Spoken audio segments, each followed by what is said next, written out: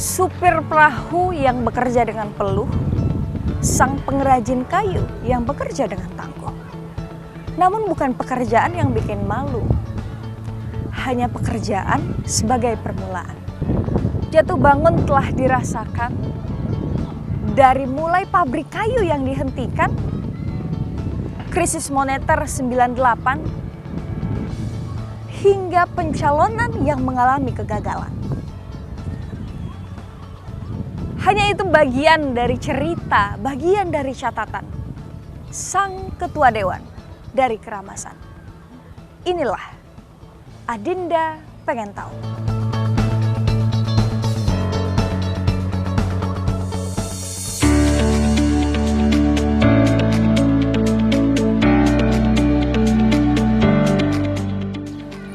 Mana lancar Bu?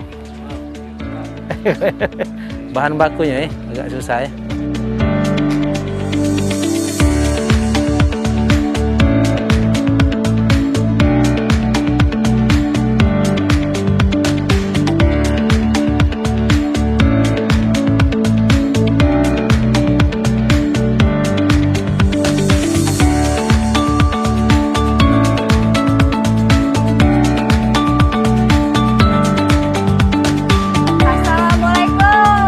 Waalaikumsalam warahmatullahi wabarakatuh. Iya. Apa kabar Kando? Baik. Caknya seru nih obrolan ini Pak ya? Seru. Seru ya? Iya. Berapa upah sekarang ini nah. Kalau zaman kita dulu masih 45. 45. Kalau sekarang dari lah berapa? 40, ini 90-an lah, 2 kali lipat nah. Ada dah cerita Kando, dulu tuh sempet terbayang, aku sempet memang sudah jadi cita-cita sebagai ketua dewan yang disododok di gedung DPRD Jakabaring tuh, Kando. Kalau nurut dulu belum terbayang kan. Belum. Boleh Kando diajak keliling. Boleh. Lihat-lihat ini mungkin sambil kerajinan cerita. ya. Iya, sambil cerita nih kerajinan sekarang.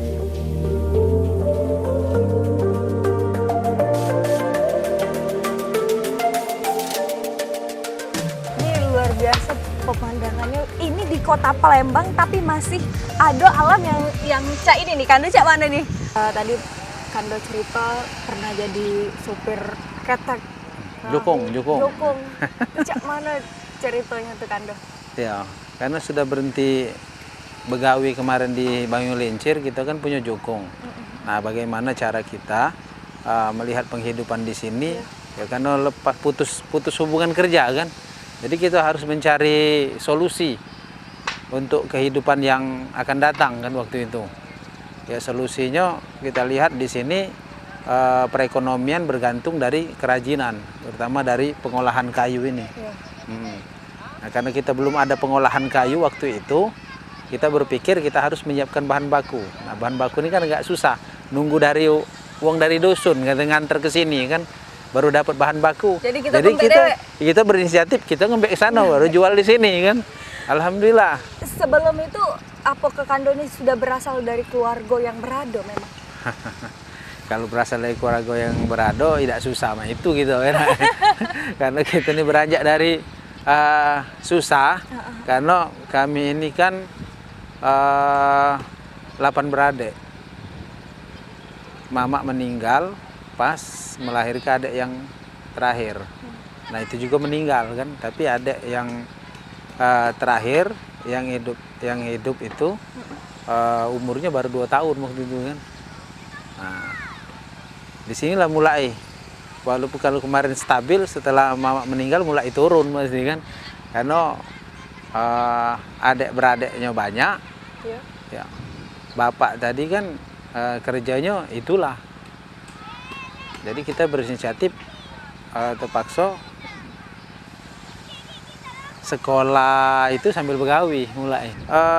Waktu mama belum meninggal, kita sudah ada inisiatif untuk apa tuh, nambah perekonomian lah ya, dengan kalau dulu nambangi kan, karena kami dekat pabrik, jadi uang yang begawi ke pabrik itu nyebrang dulu ke tempat kami ada sungai, karena salah satunya akses waktu itu sungai.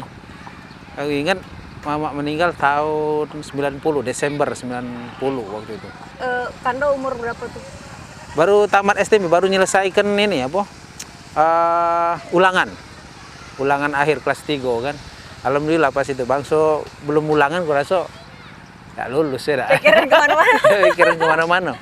Karena aku sangat dekat dengan mama waktu itu walaupun banyak kan. Karena di kelang aku itu kan 2 cewek, aku cewek lagi bawahnya. Anak ketiga. Jadi ya anak ketiga. Jadi di tengah-tengah aku tuh. 1, 2, 3, 4, 5. Cewek galau waktu itu. Lanang Jadi paling tua. Lanang dewek kalau waktu itu kan. Lain kan gayanya juga lanang dewek. Itu pada saat di kelas 3 itu yang sudah mulai kehidupan tuh sudah mulai menempah ya. Iya, menurun, sangat menurun. Tidak bisa diceritakan ya, namanya bapak juga masih muda kan. Banyak hal lah yang harus dilakukan ya. Nah, sedangkan kita dengan adik-adik karena udah kati wong tua lagi harus mandiri harus.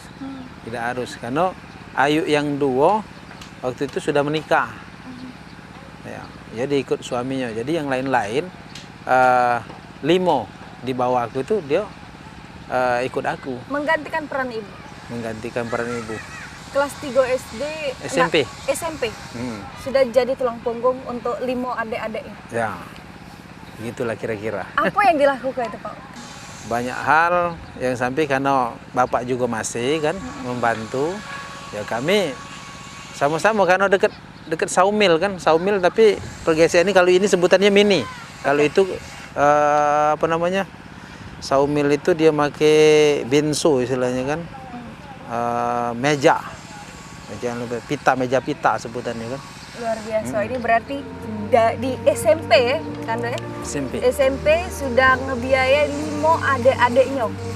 Tapi belum sepenuhnya itu. Belum sepenuhnya. Ya. Nah, yang cak mana yang sepenuhnya itu kayak kita bakal bahas lagi pemirsa, tetaplah di Adinda Pengen Tahu.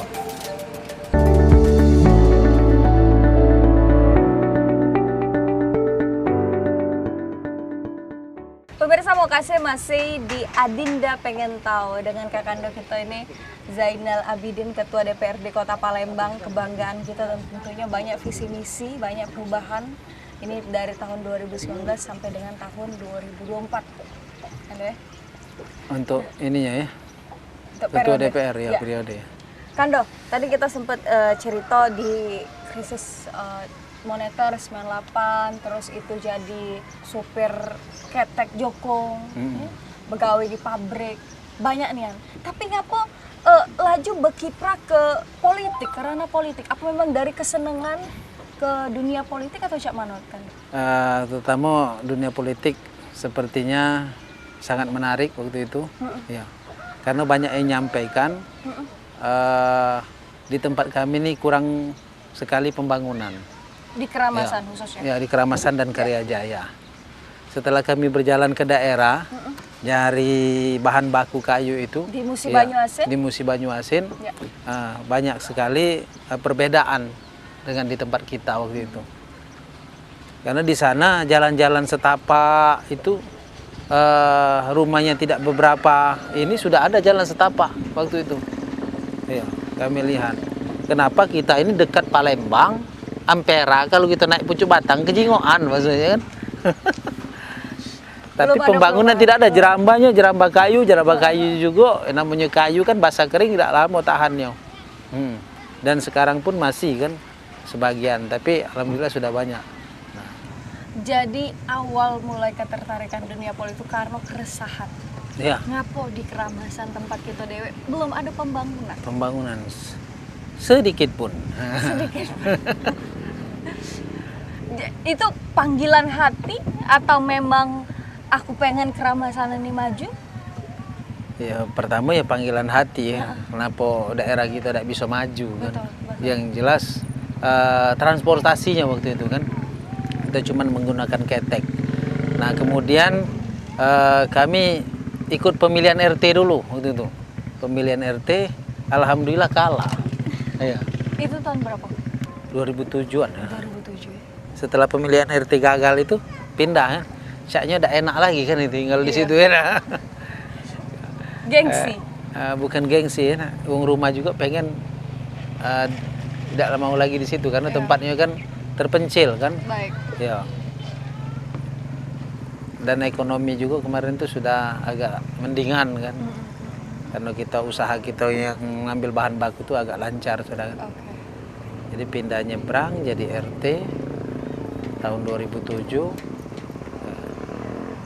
2008 ikut partai, 2009 ikut pencalonan, dan alhamdulillah kalah juga, belum berhasil kan. 2009 ya. itu. Karena sekali lagi kemarin kita usaha di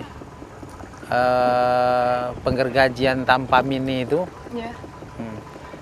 belum banyak yang bisa kita ikut bekerja waktu itu kan.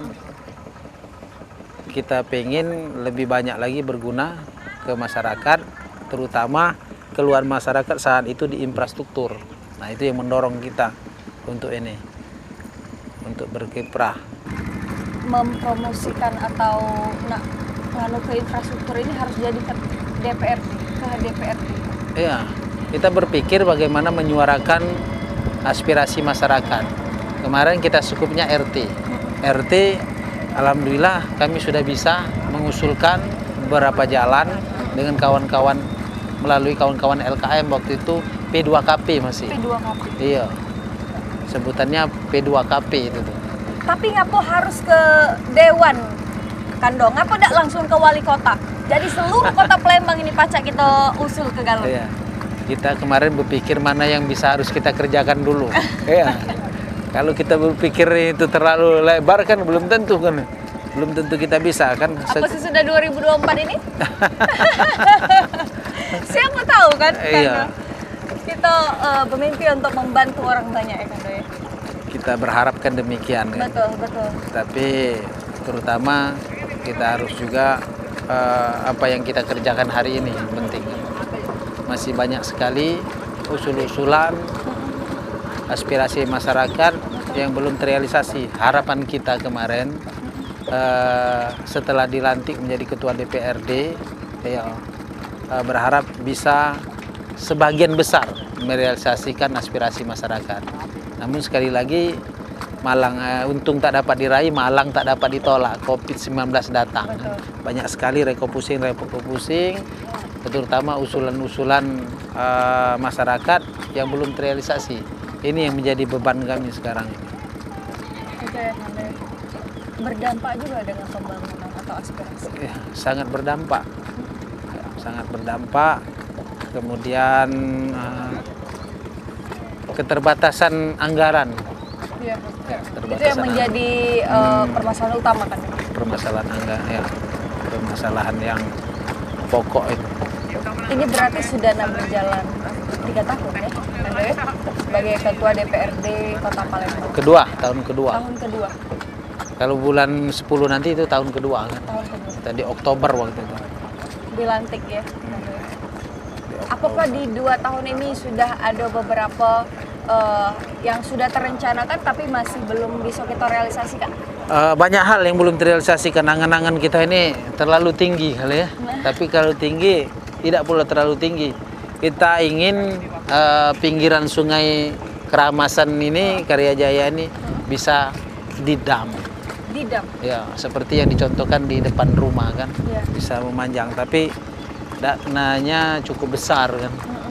Nah, ini kami berharap kemarin itu sudah menyampaikan ke Bapeda untuk bisa membuatkan semacam DED ya. DED ataupun langkah sehingga kami bisa ada proposal untuk kami ajukan ke pusat atau ke provinsi atau ke daerah. Ini sebagai contoh aja untuk di Keramasan Karyajaya kan. Banyak daerah-daerah lain yang bagus kalau buat kita bikin pinggirannya bisa dimanfaatkan. Dimanfaatkan jalan dan juga bisa tempat rekreasi. Tentunya banyak rencana ya yang belum terrealisasi ini untuk dilanjutkan. Kita doakan yang terbaik kan. Tentunya banyak visi misi yang sudah dipersiapkan ini di 2 tahun awal menjabat kan ya. Tapi pemirsa kita bakal lebih tahu di dalam apa sih sebenarnya visi misi dari sang ketua dewan dari Keramasan. Tetaplah di Adinda Pengen Tahu.